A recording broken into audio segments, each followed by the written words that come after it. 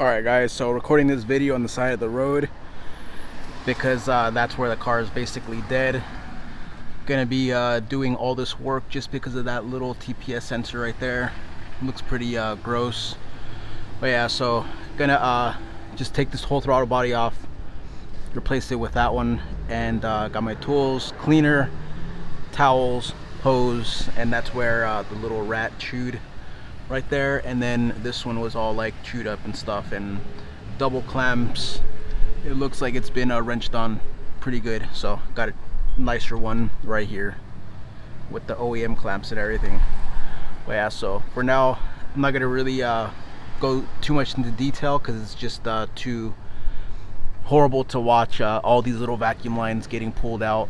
But yeah, just got to take this off. 210mm bolt nuts, everything comes off, and then it's these 412s right here, and then everything else that surrounds it, mostly vacuum lines, so which sucks. So it's these two little 10s right here. Take these off.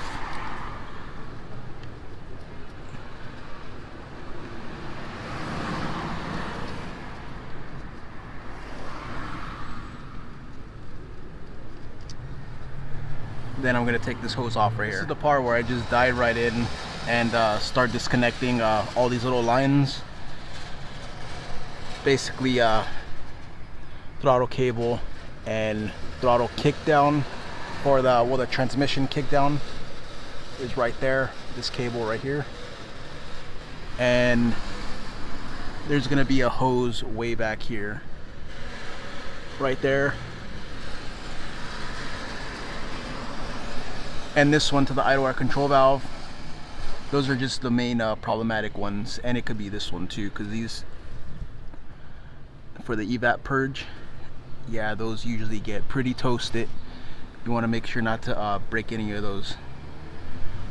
These, it's fine, it's good. You could just buy a replacement of these. It's like 50 feet for like 10 bucks or something, but yeah. Alright guys, so 20 minutes later, I got a lot of little things disconnected. I'm lagging it because I don't want to mess up any of these old hoses, such as this one. And even though they're in pretty bad shape, I could still put some miles on them. But yeah, this hose back here, kind of a pain to get off. But besides that, it's coming together. I think just now I just got these 412s right here, and take it right off. Alright guys, so first take, hopefully everything comes off, and I have the return and fuel line to go. So take two. Alright, so take two. Oh shit, take three. Finally.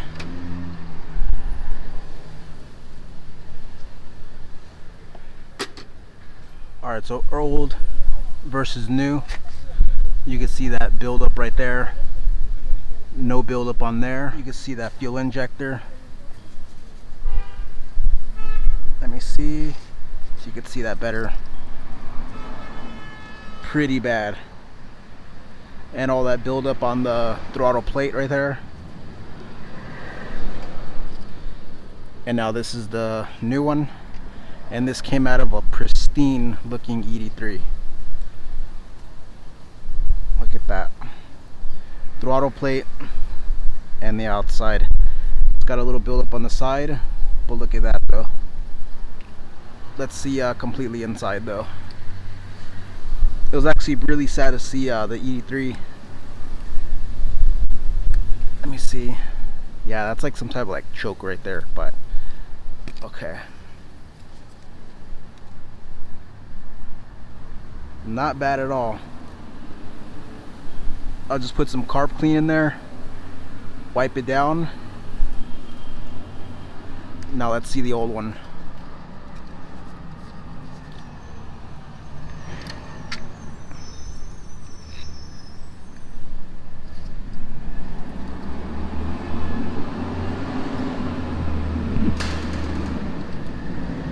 Not bad either, but dirtier. So now it's time to transfer some hoses from this one and put it on this one, and I'm gonna clean this one up and save it for a later date. Quote unquote new one on.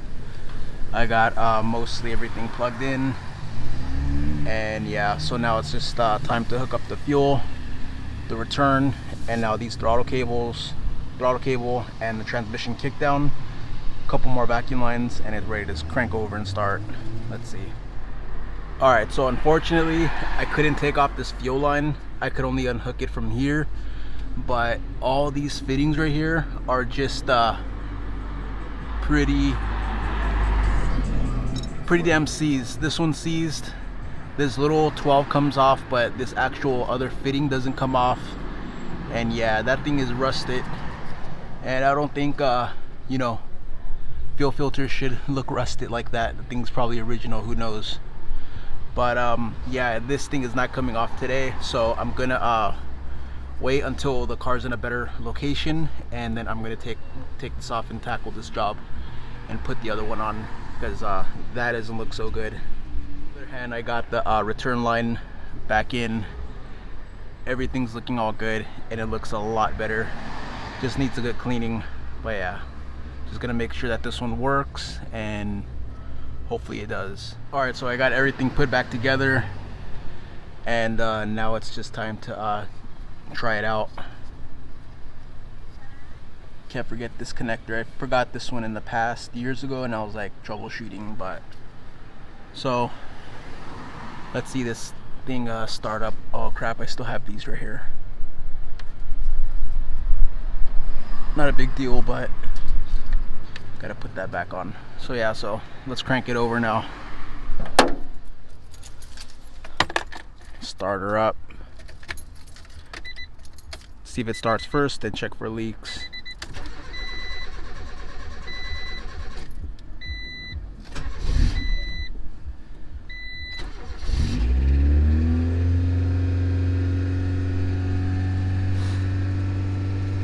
Probably have a leak somewhere. Let me check again, hold up. Check for some leaks. Alright, so I found out that this piece right here, it doesn't hold vacuum. When you push this in and block that hole, it doesn't stay down. So I know my other one works, so I'm gonna pop that one on here. Alright guys, round two. So since that little diaphragm thing was leaking, there was a vacuum leak inside there. And now there's RPM. I'm gonna let it warm up a little bit more, or all the way. Actually, it's cold. And then from there, look at the clock I got, is at work. And then from there, I'm just gonna see if it idles good. And let's check for a code actually.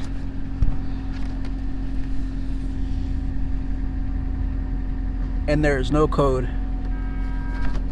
So yeah, that's pretty good. RPMs look nice. It's pretty steady. Just gonna let it warm up a little more. I got that the other day. That's gonna need fixing. But overall, it's idling really smooth right now. It sounds way better with this one.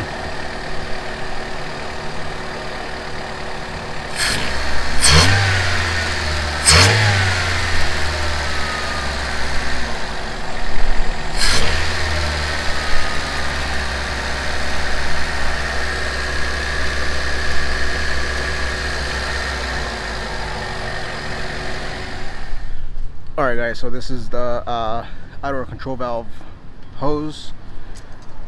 It was leaking from somewhere right here, right there. So what I'm going to do, I'm just going to use the return line for another hose. And this will get me to the parts store for an actual coolant hose of that diameter.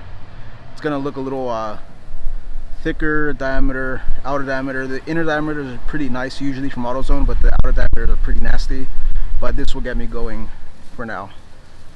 Alright guys, so it's running pretty good. That works for now. No leaks.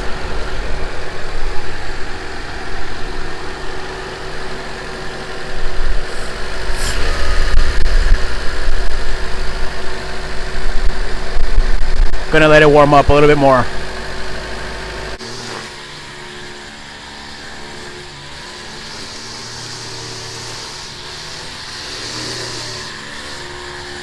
Alright guys, so no leaks, nothing, everything's put back. I have to put a clamp right here, but so that's like the least of my worries right now with this filter right here. But for now I'm just gonna put it to drive. Let's see if it idles and drive and everything, but so far it seems pretty smooth, no more fluctuating idle. Alright guys, so before I end this, that's where the idle is at. For some reason, whenever I step on the gas, the idle would actually stay like that permanently until I put my foot behind the pedal and pull it back up, and the idle will go back towards like 800-900, which is pretty normal. But the thing though is that the butterfly, whenever it goes with the throttle open, when it returns, it doesn't return to fully back, it only goes halfway. So, and this is the same problem I actually had with the old E3 that we used to have. So I'm actually gonna go to the junkyard again, pick up a spring to, like, whenever the throttle goes open and it goes, the spring is actually gonna go and it's gonna return it all the way back to the neutral position instead of having it a little bit open, causing that idle right there. So now I'm gonna put my foot behind the pedal and put it back, and there it goes. But if I don't do that, it'll permanently stay up there. So that's what I'm gonna end up doing. So it was a huge success.